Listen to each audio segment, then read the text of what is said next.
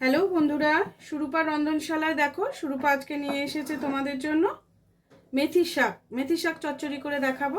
দেখো প্রথমে আমি নিয়েছি কিছুটা বড়িটাকে একটু ভেজে তুলে নেব।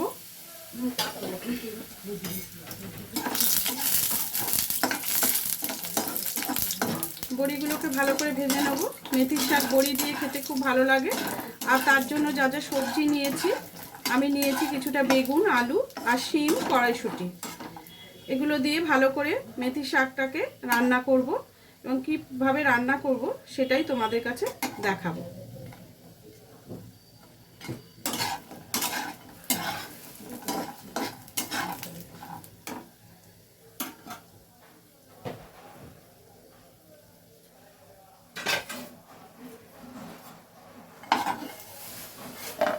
বড়িগুলো ভেজে আমি একটা পাত্রে তুলে রাখছি।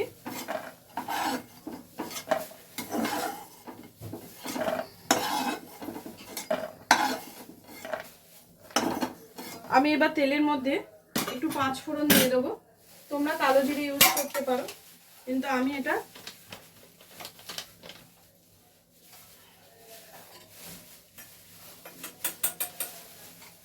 পাঁচ ফোড়ন দিয়েই করবো।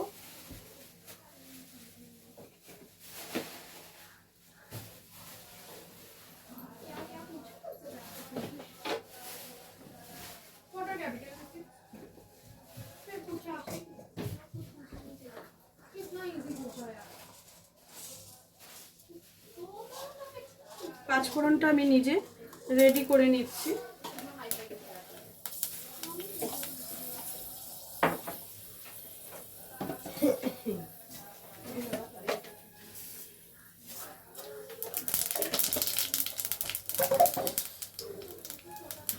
সব রকম দিয়ে আমি পাঁচফোড়নটা তৈরি করে নিলাম। এটা একটু ভাজা ভাজা গন্ধ বেরিয়েছে, দেখো।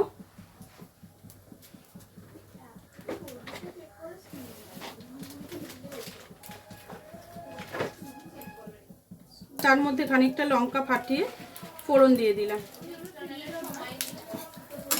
শুকনো লঙ্কা আর 5 ফোড়ন দুটোকে একটু তেলের মধ্যে নাড়াচাড়া করে নেব, মানে ভেজেই নেব। হ্যাঁ, এইবারে দেখো কি কি সবজি নিয়েছি। শিম, বেগুন, আলু।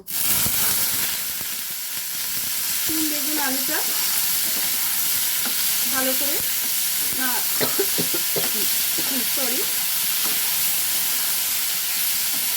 নাড়াচাড়া করব।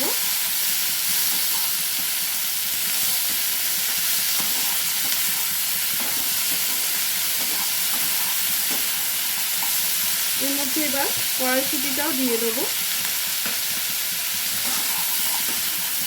শিম, বেগুন, আলু, কড়াইশুঁটি খুব বেশি ভাজা ভাজা করতে লাগবে না,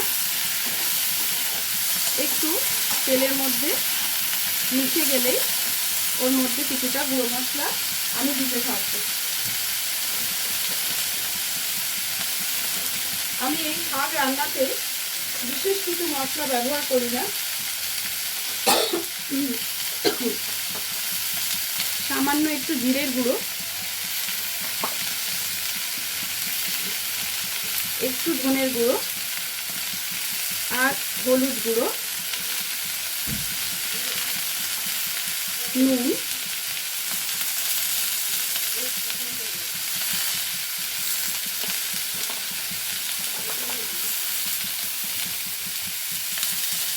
নুনটা পরিমাণ মতো দেবে। তার সঙ্গে যেটা ব্যবহার করব একটু মিষ্টি দেব। মিষ্টিটা আমি একটু পরে দিচ্ছি। এটাকে ভালো করে নেড়ে নেব। এতে কিন্তু আমি শুকনো লঙ্কার গুঁড়ো দেব না।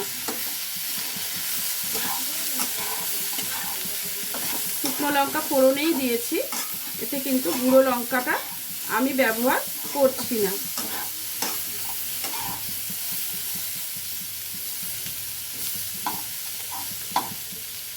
তেলটা আমার একটু কম মনে হচ্ছে, তাই জন্য এই মাঝখানটা ফাঁকা করে আর একটু তেল আমি এতে অ্যাড করে দিলাম।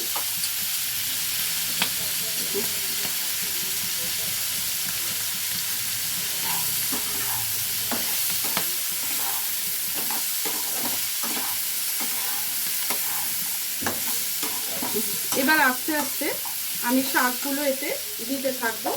শাকটা আমি ভালো করে বেছে ধুয়ে কেটে নিয়েছি।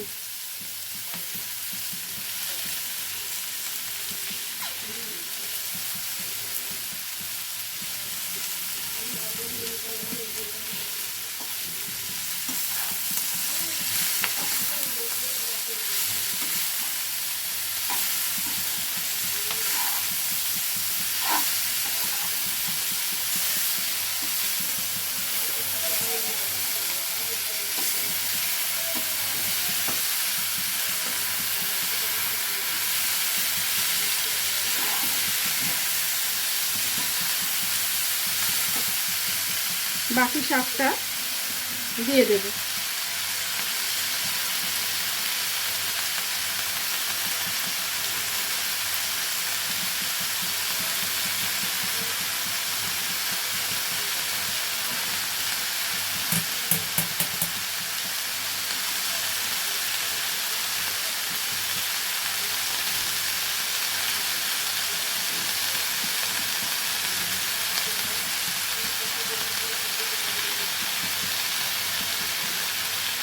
সব শাকটাই এর মধ্যে দিয়ে দিলাম।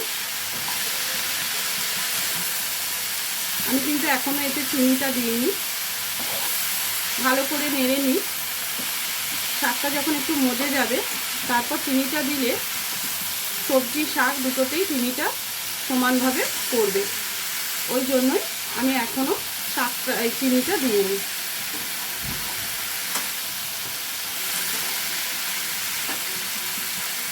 একটু নুন দিয়ে দিয়েছি, একটু মজে গেলেই আমি এতে চিনিটা দিয়ে দেবো, অ্যাড করে দেবো।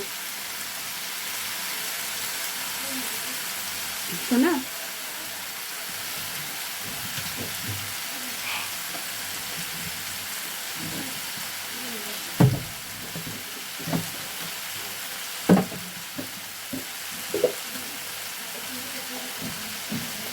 দেখো চিনিটা আমি অ্যাড করে দিলাম। তোমরা তোমাদের পরিমাণ মতো তোমরা যতটা খাবে মনে করবে চিনি ততটা দেবে।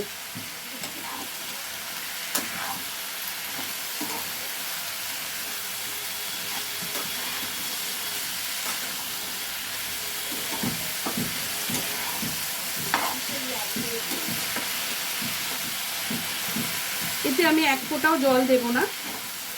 এটা আঁচটা কমিয়ে দিয়ে একটু চাপা দিয়ে কিছুক্ষণের জন্য রেখে দেব।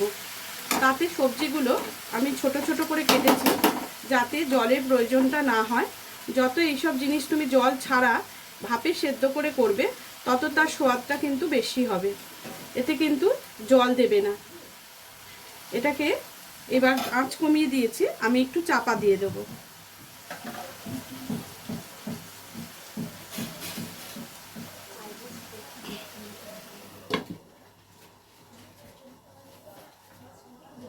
এটা কিছুক্ষণ হোক, তারপর আমি আসছি। দেখো বন্ধুরা, আমি একটু ঢাকাটা খুলছি। আমি এর মধ্যে বড়িটা এবার দিয়ে দেব। আগে আমি তার আগে দেখে নিই আলুটা সেদ্ধ হয়েছে কিনা। দেখো আলুগুলো সব সেদ্ধ হয়ে গেছে, দেখছো তো? এই দেখো আলুগুলো সব আধঘানা হয়ে যাচ্ছে, তার মানে আলুগুলো সব ভালো করেই সেদ্ধ হয়ে গেছে। এই দেখো, এবার বড়িগুলো আমি এর সাথে মিশিয়ে দেব।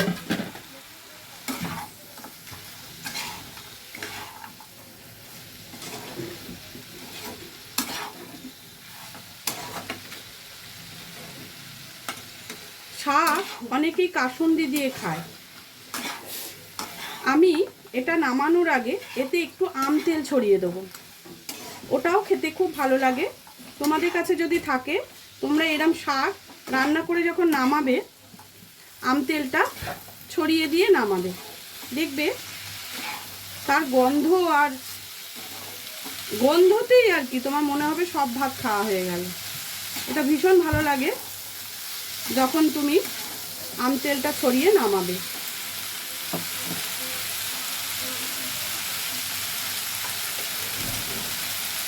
এই দেখো এটা হচ্ছে আম তেল, এটা আমার করা থাকে। এটা আমি বেশ খানিকটা ছড়িয়ে দিলাম। আর এখনই কত সুন্দর গন্ধ বেরোচ্ছে। আমি কিন্তু এতটুকু বাড়িয়ে বলছি না। কিরে, বেরোচ্ছে না?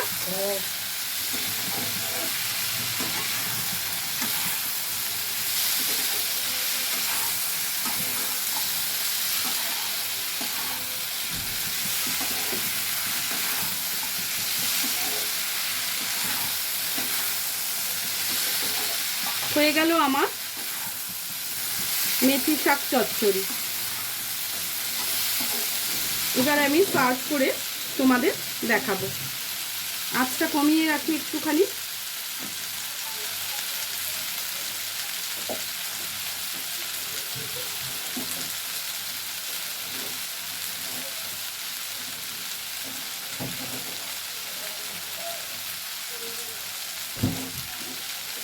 মেথি শাক চচ্চড়ি রেডি হয়ে গেছে আমার। এবারে আমি সার্ভ করছি। গ্যাসটা বন্ধ করে দিলাম।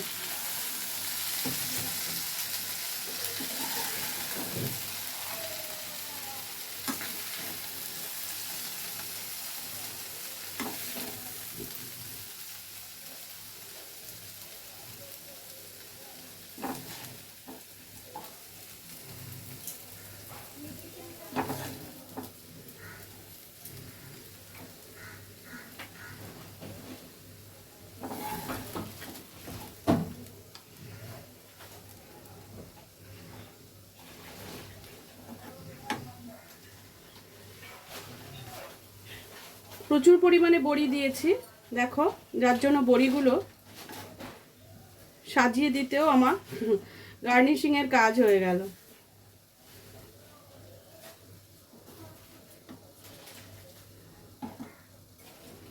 দেখো, মেথি শাক চচ্চড়ি রেডি হয়ে গেল। তোমরা দেখে বলো কেমন লাগছে। খেতে কিন্তু অসাধারণ। গরম ভাতে, ধোঁয়া ওঠা গরম ভাতের সাথে এই মেথি শাক চচ্চড়ি ভীষণ ভালো লাগে। আর এটা খুব হেলদি। কেমন? তোমরাও বাড়িতে করো এইভাবে আর খেয়ে দেখো। নামানোর সময় অবশ্যই আচারের তেল দিও, ভীষণ ভালো লাগবে।